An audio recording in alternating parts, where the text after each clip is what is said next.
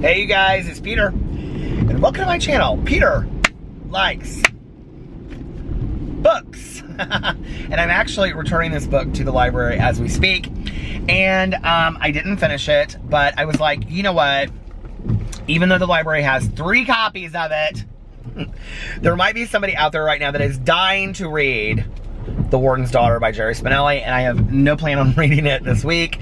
I was gonna read it this weekend when my husband was, I was actually gonna read it last weekend when my husband was out of town, and he went out of town again this weekend to go visit his best friend who's moving back here from LA. They're in Nashville currently. He has texted me all day long. He's like, oh my God, I love Nashville. I wanna come back here with you, and you and I have like a romantic weekend, so we're gonna do that. So, let me put my sunglasses away. It is pouring down rain. There is no reason to have sunglasses out. And I thought, when it's a Saturday and it's raining and you're returning your library book to the library, why not a random Peter Likes Books booktube book vlog? So that's what I'm doing. I went today, okay, so I have to be honest with you. Call me basic, I don't care. I've got so much crap all over me. I am so into the pumpkin spice this year. I'm so excited about Halloween. I actually have an app on my phone that counts down the days till Halloween. I think there's 50, it was 53 last night when I downloaded the app. You can put your picture on it, but I put Michael Myers' picture on it instead. So I think it's 52 days till Halloween. I don't know how many days it is until the new Halloween movie comes out, though, because it comes out October 16th, and I cannot wait, okay? Do you guys love scary movies? I love scary movies. So anyway, but I just wanted to kind of talk about a couple bookish things on here today. I have been reading recently so voraciously. I went through a real slump on my reading. I was gonna say on BookTube, but I went through a real slump, and then last month I read like 5 or 6 books, I think, and this month so far I've read quite a few. And for my book club, Peter's Book Club, which is listed below, go check it out, go join it, whatever. We are currently reading Diana Rowland's White Trash Zombie. I'm about to sneeze, my nose is it is, thank you, it is allergy central in Indiana right now. It literally went from being like beautiful summer outside and 90 degrees to overnight it's like 60 now, 63, and it's chilly outside, and it's been raining the entire weekend. It's been so nasty. But anyway, we're reading My Life as a White Trash Zombie and by Diana Rowland, and it's a series with 6 books in it. Well, I finished it in 3 days. So I bought the Audible version of the next book, which is Even White Trash Zombies Get the Blues, okay? Well, let me just tell you, y'all know I'm not a big series reader, right? Although I did read the series, I do read series, and I'm reading Harry Potter right now. This month, if you want to join along with me, I'm reading all the Harry Potter books. I'm reading Prisoner of Azkaban. I haven't started it yet, so I'm listening to them all on Audible because somebody recommended it to me, and the Jim Dale narration of the Harry Potter books is so good, you guys. It is so fantastic. And I kind of feel like, you know, a lot of people that when they were growing up, their parents would read them out loud to them when they were going to bed, or they read them to their kids when their kids were growing up. Like, I feel like I'm getting that experience by reading it, so it's so fun. So yeah, I'm gonna read that this month, but I read, what's it called? As the World Ends by Rhiannon Frater. It is probably my favorite. Now, I love anything about zombies. The Walking Dead, Fear the Walking Dead. I love zombie movies. You know, Dawn of the Dead, Day of the Dead, all those movies.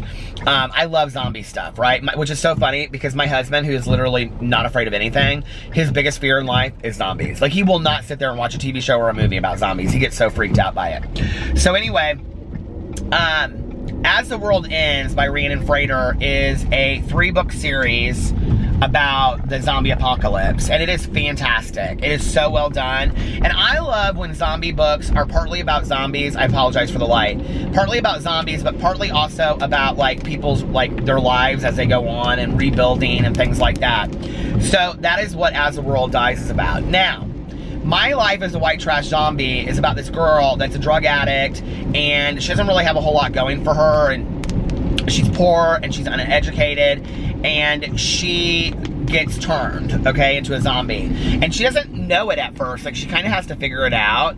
And the thing is that the cover of the books are so deceiving, because they kind of look like, I love the covers now, but at first I kind of was like, the cover of these books is not that great. Like, this wouldn't make me want to read the book. They kind of look like, I don't know, something that, you know, you see in the bargain bin. But having read the books, or having read a book and a half of it now, they're fantastic, and the covers are so good. Like, the cover for the second one, even White Trash Zombies Get the Blues, is the main character, Angel Crawford, and she's sitting on a toilet, and it says it like it's like she's sitting in a bathroom stall. It's so funny. But let me just tell you, the character of Angel Crawford, who is the main zombie, she ends up getting turned, and then she starts working in the morgue. She is so endearing and lovable, and like, Diana Rowland has created this character unlike any other that I've read in a very long time, that you can really get so invested in. Just her life and everything, and it's so interesting that I've gotten invested in her and her life, and she's a dead character, you know what I mean? And so each book kind of has a back mystery to it that's going on, and so does this one, and it's really good. So if the live stream for My Life as a White Trash Zombie is a week from tomorrow at 4 p.m. Eastern Standard Time for the book club. So you still have another week to read the book if you want to. I told my friend last night, who she likes to watch Walking Dead, but she doesn't read any kind of zombie stuff. I said, will you read this book and give it a try? My best friend, Tanya. And she said, oh, Peter, I don't really like zombie stuff. I said, Tanya, trust me, you would love this book. It's so good. Like, some of the zombie stuff is funny, but the majority of the book is really just about Angel Crawford's life. And it talks about addiction in there, because her father's an alcoholic, and her past addiction. It's just so fantastically done. Like, these books are so underrated. They are so underrated. They are so fantastic. So I can't say enough about that, but I will tell you this, that reading that and I think it's so funny that series got me out of a reading slump, but reading Harry Potter and reading My Life as a White Trash Zombie completely got me out of the writing slump that I was in. Like, completely. Like, I'm not even in it anymore. Like, I'm like going around like dying like crazy trying to find books that I want to read. So I'm thinking about going to Half Price Books here in a minute. Did anybody read the book, something about hanging a witch? I want to read that book, I think. I'm trying to get all of my books for October going, and I want to do Spookathon, of course, but I want to have a whole, whole season, a whole month of reading scary books, but I think I'm going to start it, like, early in September. I think the next book that I'm going to read is going to be, the John Belair's book, The House with the Clock in Its Walls, because I have it at home, and it's coming out as a movie. So I think I want to reread it. I read it as a kid, but I don't remember anything about it. I just remember loving that whole series. So I think I'm going to read that because the movie looks so good. Have you guys seen the trailer for it? Oh my God. So anyway, yeah, that's what's been going on. But I went to Half Price Books last weekend for Labor Day weekend because they had a 20% off sale. And there really weren't any books there that I wanted. Like, I went through them and I was like, there aren't really any books here that I want. And then as soon as I left, I started thinking about all these books that I wanted to get that I hadn't seen.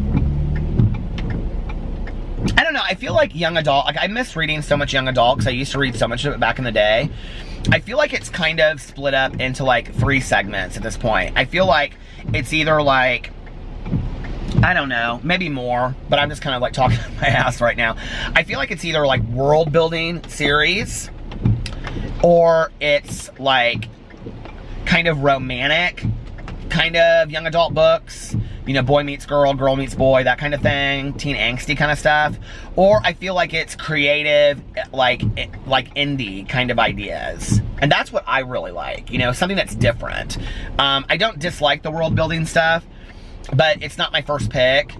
I don't, you know, my husband just watched that, To All the Boys I Loved Before, or whatever, the Jenny Handbook. Is that what her name is? That was on Netflix. He thought the movie was great. So, or the series or whatever. He just finished it. I haven't even read the book, but that's like the second category that I feel like. And then I think the third category is just like really kind of like independent ideas. I wouldn't necessarily say authors, because I think there's a lot of mainstream young adult authors that fall in that category.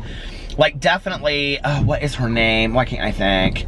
The one that wrote Crooked Saints. Is it All the Crooked Saints?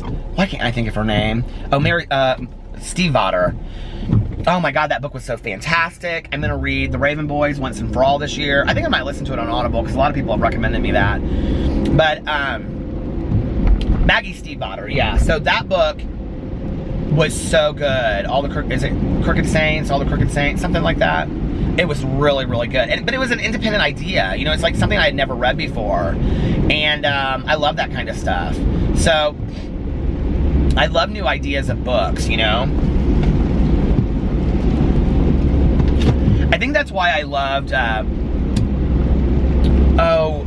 Love Letters to the Dead by Ava DeLaria so much, because it was just such a different idea.